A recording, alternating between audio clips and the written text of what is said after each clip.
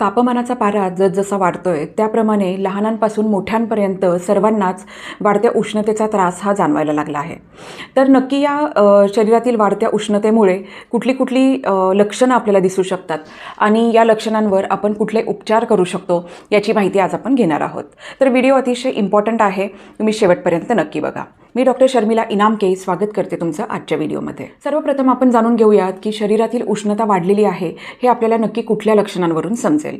तर सर्वप्रथम आहे खूप तहान लागणं, म्हणजे दिवसभरात कितीही पाणी पिलं तरीही सतत तहान लागतच असते। हे अतिशय महत्त्वाचं लक्षण आहे शरीरातील उष्णता वाढल्याचं। पुढचं आहे की खूप घाम येणं, उष्णता अक्षरशः सहन होत नाहीये इतपत परिस्थिती येणं, एक्सेसिव्ह ब्लिडिंग होणं, मग नाकातून रक्त येणं असेल ज्याला आपण घोळाना फुटणं असं म्हणतो, किंवा स्त्रियांमध्ये जास्त रक्तस्राव होणं असेल, ब्लिडिंग गम्स असतील, हिरड्यातून रक्त येणं असेल, तर अशा कुठल्याही पद्धतीने एक्सेसिव्ह ब्लिडिंग असेल तर ते एक साईन असू शकतं शरीरातील उष्णता वाढल्याचं। जेव्हा शरीरातील उष्णता खूप वाढते त्यावेळी केसांच्या समस्याही खूप वाढतात, अर्थात केस गळती मोठ्या प्रमाणावर होते, प्रीमॅच्युअर ग्रेइंग होतं, केसांमध्ये रुक्षपणा येतो, तर असे वेगवेगळ्या तक्रारी केसांच्या वाढलेल्या दिसून येतात। स्किनचे प्रॉब्लेम्स हे वाढलेले दिसून येतात, फॉर एक्झाम्पल ॲक्ने, पिंपल्स, वेगवेगळ्या रॅशेस किंवा डार्क पिगमेंटेशन होणं हे सगळं शरीरातील उष्णता वाढल्याचं हे प्रतीक आहे।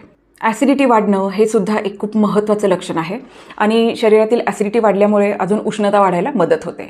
आणि अजून एक अतिशय महत्त्वाचं लक्षण आहे ते म्हणजे अतिशय छोट्या छोट्या गोष्टींवरूनही व्यक्तीला अचानकपणे राग येणं, म्हणजे हे जे राग येण्याचं प्रमाण आहे हे सुद्धा वाढल्याचं दिसून येतं। तर या लक्षणांपैकी कुठलं ना कुठलं लक्षण किंवा यातली बरीचशी लक्षणं जेव्हा आपल्या शरीरातील उष्णता वाढते त्यावेळी आपल्याला दिसून येतात।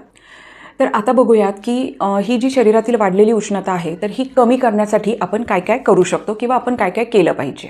तर सर्वप्रथम आहे की प्रखर उन्हात बाहेर जाणं टाळा, जे अतिशय बेसिक आहे, आपल्या सर्वांना माहीत आहे। दुपारी 11 ते संध्याकाळी 4 पर्यंत अगदी खूप महत्त्वाचं काम असेल तरच घराबाहेर पडा, अदरवाईज जर घराबाहेर पडावं लागत असेल तर योग्य तो परी काळजी घेऊन मगच बाहेर पडलं पाहिजे। फॉर एक्झाम्पल तुम्ही कॅपचा वापर केला पाहिजे, स्कार्फ वापरला पाहिजे किंवा छत्रीचा वापर केला पाहिजे। जर 2 व्हीलरवर जायचं असेल तर हेल्मेटचा वापर केला पाहिजे। महत्त्वाचा मुद्दा काय की तुम्ही तुमचं डोकं हे झाकलं पाहिजे, कारण की फक्त आपलं डोकं जरी आपण कव्हर केलं व्यवस्थित तरीसुद्धा उष्णतेमुळे होणारे बरेचसे त्रास हे कमी होतात। पुढची महत्त्वाची गोष्ट ती म्हणजे उन्हाळ्यामध्ये स्ट्रिक्टली थंड पाण्याने आंघोळ करा, सकाळीसुद्धा आणि इवन संध्याकाळीसुद्धा जर तुम्ही थंड पाण्याने आंघोळ केली तर शरीरातील उष्णता ही मोठ्या प्रमाणात कमी होते आणि खूप आराम मिळायला मदत होते। लक्षण आहे ते म्हणजे आपल्याला खूप तहान लागते, काहीतरी थंड प्यावं असं आपल्याला वाटत असतं, पण अशा वेळी तुम्ही पिण्यासाठी कुठल्या पेयाचा वापर करताय हे अतिशय महत्त्वाचं ठरतं। हल्ली कोल्ड्रिंक्स हे अतिशय इझिली अवेलेबल असतात, साहजिकच आपल्याकडून या कोल्ड्रिंक्सचं सेवन हे मोठ्या प्रमाणावर केलं जातं।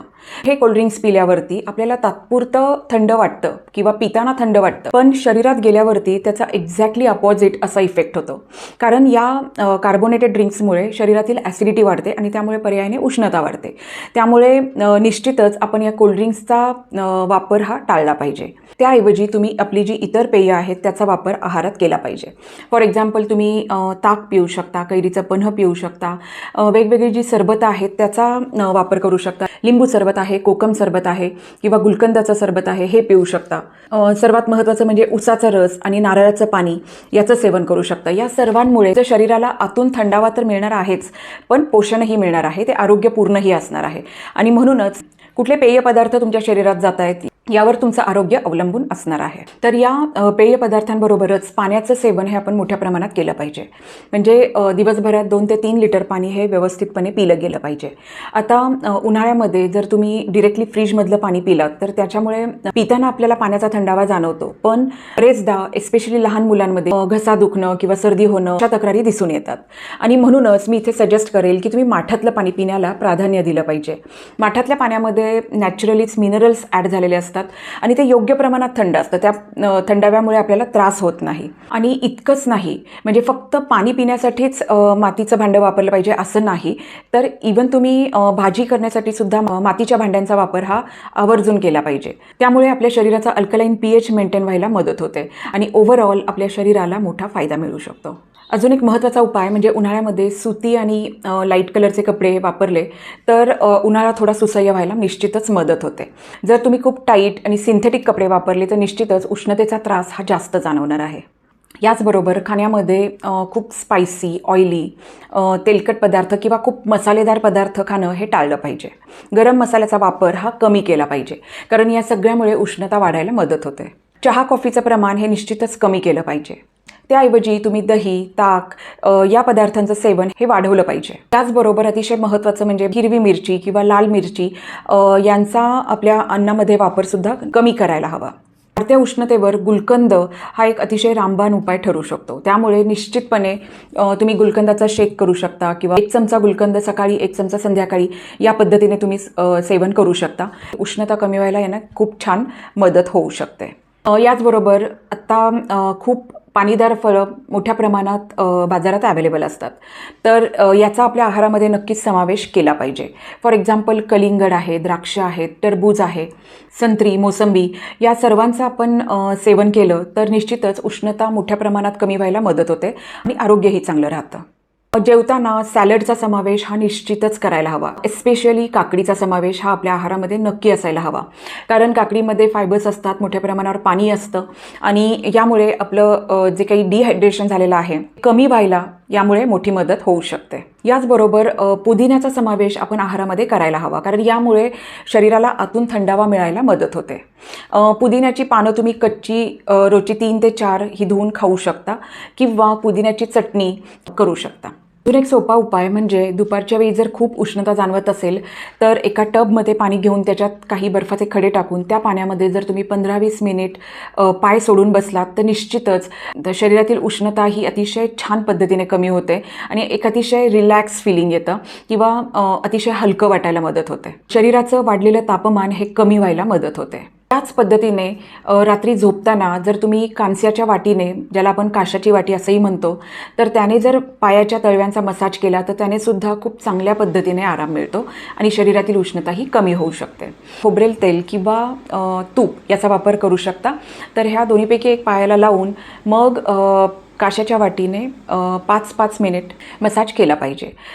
यामुळे होतं काय की शरीरातील उष्णता ही अतिशय चांगल्या पद्धतीने कमी होते. मसाज केल्यावर तुम्हाला असं दिसेल की पायाच्या तळव्यावरती एक काळपट जे काही आपण तेल लावलेलं आहे किंवा तूप लावलेलं आहे तर ते काळपट व्हायला लागतं. याचा अर्थच आहे की आपल्या शरीरातील टॉक्सिन्स बाहेर पडत आहेत किंवा ॲसिडिटी कमी होती आहे. त्यामुळे हे बघून घाबरून जाण्याचं काही कारण नाही आहे. 5 मिनिट मसाज केल्यानंतर तुम्ही एका स्वच्छ ओल्या टॉवेलने पाय पुसून घेऊन शांतपणे झोपायला जाऊ शकता. तुम्ही स्वतः याचा फरक अनुभवू शकाल. यामुळे अगदी रिलॅक्स फिलिंग येतं, हलकं हलकं वाटतं आणि छान झोप यायला मदत होते. आपण जे उन्हाळ्यात ताक पितो तर त्याच्यामध्ये पुदिन्याची पानं, हिंगपूड, धने जिरेपूड हे थोड्या थोड्या प्रमाणात टाकलं तर त्यामुळे त्यात अजून पाचक होतं, पौष्टिक होतं आणि आरोग्याला खूपच त्याचा फायदा मिळू शकतो. शरीरातील उष्णता कमी करण्यासाठी तुम्ही चंदनाचा किंवा रक्तचंदनाचा लेप हा रात्री झोपताना जर तळपायाला लावला तर त्याने सुद्धा छान आराम पडलेला बऱ्याच पेशंटमध्ये आम्ही बघतो. एक महत्त्वाची गोष्ट आहे ती म्हणजे आहार हा आपला सकस असेल याकडे आपलं लक्ष पाहिजे. Fast food, processed food, oily हे सगळं टाळलेलं बरं. त्याऐवजी पालेभाज्या, फळभाज्या याचा समावेश आपण आहारामध्ये करायला हवा आणि वेळच्या वेळी जेवण घेणं हे अतिशय महत्त्वाचं आहे, कारण त्यामुळे आपल्या शरीरात जे ॲसिड तयार होतं योग्य प्रकारे वापरलं जातं आणि मग त्यामुळे आपल्या शरीरातील उष्णताही कमी व्हायला मदत होते. त्यामुळे जेवणाच्या वेळा या पाळल्या गेल्या पाहिजेत. रात्री उशिरा जेवण टाळावं. पित्ताचा त्रास खूप होत असेल तर आमसुलाचा आपल्या आहारामध्ये समावेश करायला हवा. त्याचप्रमाणे सोलकढी किंवा कोकम सरबत याचा जरी समावेश केला तरीसुद्धा त्याने बऱ्यापैकी आराम हा मिळू शकतो. तर या झाल्या काही टिप्स की ज्या फॉलो केल्या तर निश्चितपणेच आपल्या शरीरातील जी उष्णता वाढलेली आहे ती कमी व्हायला याने मदत होऊ शकेल. So that's it from my side. Hopefully तुम्हाला ही माहिती आवडली असेल. तर अशाच सायंटिफिक माहितीसाठी चॅनल सबस्क्राईब करा. भेटूयात पुन्हा एकदा नवीन व्हिडिओमध्ये नवीन माहितीसोबत. Till then stay happy, stay healthy. Thank you.